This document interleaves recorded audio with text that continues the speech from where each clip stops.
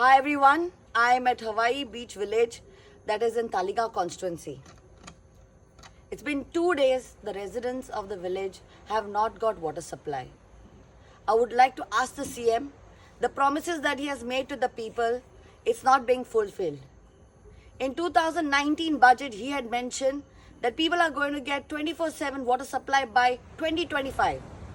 And on 8th February 2025, he promised the people that you will get 4 hours of water supply. But I want to ask the CM of Goa. It's been 2 days now, people have not got water supply in 2025. This is ridiculous. How are the people supposed to manage? Every time we're supposed to call up PWD officials and ask them to, we are not getting water supply here in the village. How are the people supposed to manage?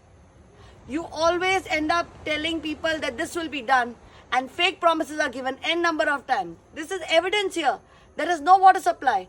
And this particular village also gets random, anytime, there is no specific time that they get a water supply. Sometimes in the afternoon at 2 o'clock, sometimes at 4 o'clock, sometimes 5 o'clock. Now it's 7 o'clock in the evening and they've not got water supply. You have always been giving us fake assurances to the people. Now this is for you to see that how the people are suffering over here. And here, people in this village get only around 1 hour of water supply. And now it's been 2 days no water supply. Shame on you, CM sir, for the fake promises that you keep giving the residents of the people of Goa. You're the head of the state. And when you make promises, you should fulfill them. And this is the reality. No water. And you want construction on a rapid rise in Taliga constituency and all over Goa.